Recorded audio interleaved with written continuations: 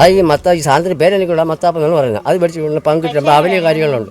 കുഞ്ഞ് ബിസിനസ് എടുത്തപ്പോൾ ഈ കൊച്ചാണ് തോനെ കഴിച്ചത്. പിന്നെ ഞങ്ങൾ കേക്കും കൂടി കഴിച്ചെന്ന് പറഞ്ഞു. ഞാൻ ചോദിച്ചു കേക്ക് എന്തോ, അത് വട്ടത്തിലിരിക്കുന്ന കേക്ക്, അതും കഴിച്ച്.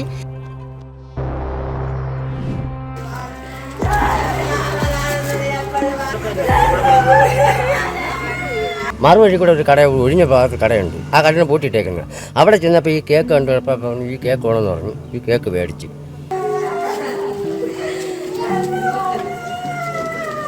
ആ കട നമ്മൾ പൂട്ടി സീൽ ചെയ്തിട്ടുണ്ട്.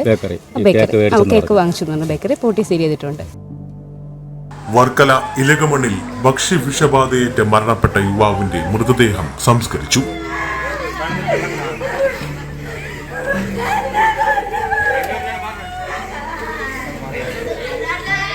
ഇലകമൺ കല്ലുവിള വീട്ടിൽ 23 വയസ്സുള്ള ബിജുവാണ് ദിവസങ്ങൾക്ക് മുമ്പ് ഭക്ഷ്യവിഷബാധയേറ്റ് പാരിപ്പള്ളി മെഡിക്കൽ കോളേജ് ആശുപത്രിയിൽ വെച്ച് മരണപ്പെട്ടത്. ഇവിടെ കരവാരത്തൊരു കടയിൽ നിന്ന് ഇത് മേടിച്ചെന്ന് പറഞ്ഞ് അത് പറയുന്നത്. അത് പക്ഷേ ആ കരവാരത്തുനിന്ന് എൻ്റെ അടുത്ത് ആ കൊച്ച് പറഞ്ഞില്ല, കേക്കെന്നാണ് പറഞ്ഞത്. പൂക്കേക്കെന്നാണ് ആ പെങ്കൊച്ച് പറഞ്ഞത്. ഈ ഭാഗത്ത് ഒരു കട, ഒഴിഞ്ഞൊരു കടയാണ്.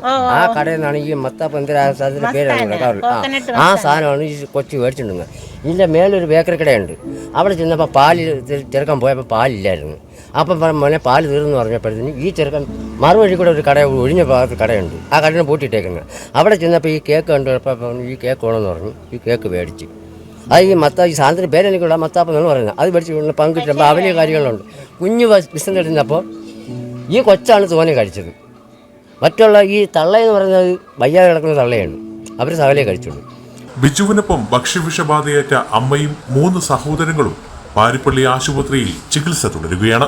സംഭവവുമായി ബന്ധപ്പെട്ട ഇവർ ഭക്ഷണം വാങ്ങിച്ച സ്ഥാപനം ആരോഗ്യ വിഭാഗം അടപ്പിച്ചിരുന്നു. അയിരൂർ പോലീസും ഇലകമൺ ഗ്രാമപഞ്ചായത്തിലെ ആരോഗ്യ വിഭാഗവും സംഭവവുമായി ബന്ധപ്പെട്ട അന്വേഷണം നടത്തിവരികയാണ്. നമ്മുടെ ഇലകമൺ പഞ്ചായത്തിലെ തന്നെ ഇലകമൺ വാർഡിലെ കക്കാട് കോളനിയിലെ ബിനു 23 വയസ്സ് കഴിഞ്ഞ ദിവസം നമ്മുടെ സമീപ പ്രദേശത്തുള്ള ഒരു ബേക്കറിയിൽ നിന്ന് ഒരു കേക്ക് വാങ്ങി കഴിച്ചു എന്ന് വിവരം അറിഞ്ഞു. വാർഡ് മെമ്പറാണ് അറിയിച്ചത്. അതിനെ തുടർന്ന് നമ്മളപ്പോൾ തന്നെ ESI ഹോസ്പിറ്റലിൽ പോയിട്ടുണ്ടായിരുന്നു.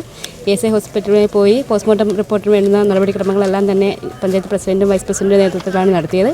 അതിനുശേഷം നമ്മുടെ ആ ഒരു കട സന്ദർശിച്ചു. ആരോഗ്യ വിഭാഗവും അതോടൊപ്പം തന്നെ പോലീസും ഉണ്ടായിരുന്നു.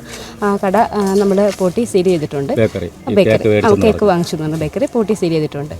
പഞ്ചായത്ത് പരിധിയിലുള്ള ഭക്ഷണശാലകളല്ലേ, തുടർന്ന് പരിശോധന നടത്താനുള്ള തീരുമാനം വല്ലതും ഉണ്ടായിട്ടുണ്ട്. അത് ആരോഗ്യഭാഗമായിട്ട് പറഞ്ഞിട്ടുണ്ട്. അവരുടെ നേതൃത്വത്തിൽ ഉടനെ തന്നെ ചെയ്യുന്നതാണ്.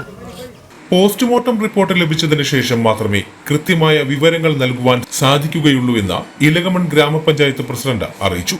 ബാക്കി എന്താണ് വിശദമായ കാര്യം എന്നുള്ളത് പോസ്റ്റ്മോർട്ടം റിപ്പോർട്ട് വന്നാൽ മാത്രമേ നമുക്ക് പറയാൻ കഴിയുള്ളൂ.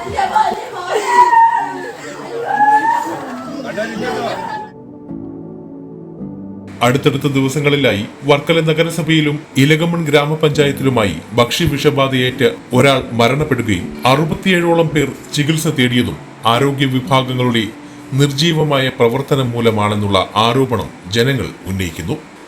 News diary Keralam, Varkala.